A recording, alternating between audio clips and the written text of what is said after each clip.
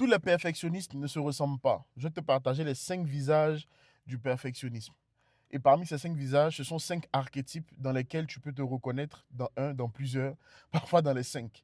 J'ai fait un live sur le sujet et ça a aidé beaucoup de personnes. D'ailleurs, si tu as participé au live, mets en commentaire à quel point ce live t'a aidé.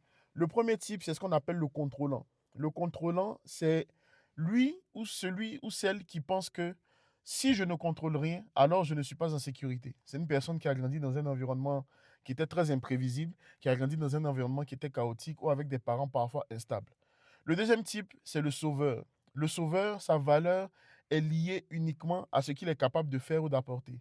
On ne lui accordait de l'attention, de l'approbation que lorsqu'il faisait des choses. Il n'existait que lorsqu'il faisait des choses. Même si ça le détruit à l'intérieur, il ou elle va continuer de faire, de faire, de faire, parce que dans sa tête, il se dit, si je ne sauve pas les gens, alors je ne vaux rien. Le troisième type, c'est le performeur. Le performeur a grandi dans un environnement où on lui disait qu'il pouvait toujours faire plus. Derrière cette motivation qui peut sembler saine à la base, il grandit avec une pensée qu'il doit toujours faire plus. Le performeur ne sait pas prendre de vacances. Le performeur ne sait pas s'arrêter. Le performeur ne sait pas prendre de pause. Le performeur est paniqué lorsqu'il ne fait rien ou bien lorsqu'il ne fait pas plus. Ça, c'est le performeur. Ensuite, tu as le puriste. Le puriste, c'est celui-là qui sait beaucoup de choses, c'est celui-là qui donne son avis sur tout, partout, mais qui ne passe jamais à l'action. Il a toujours des grands rêves, toujours des grands projets, il parle beaucoup de ce qu'il va faire, ce qu'il va faire, ce qu'il va faire, mais il n'y a pas de résultat derrière, il n'y a pas de pratique. En réalité, le puriste a grandi dans un environnement où l'échec était associé à la honte. Il a une honte profonde à l'intérieur de lui qui le pousse à ne jamais oser faire des choses, à ne jamais montrer les choses qu'il fait. Donc, il est toujours en train de peaufiner.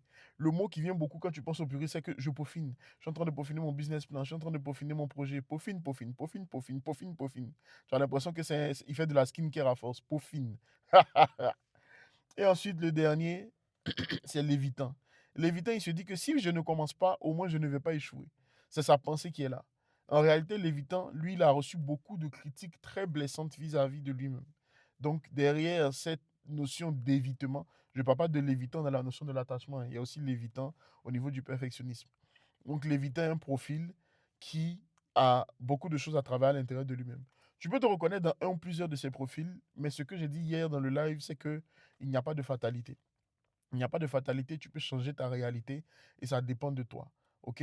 Si ça t'intéresse de savoir comment sortir de ces différents types et de retrouver tous ces types-là détaillés avec un peu plus de profondeur, tu cliques sur le lien dans ma bio. J'ai un guide que j'ai préparé pour toi qui va t'aider à sortir de la prison du perfectionnisme en 7 étapes.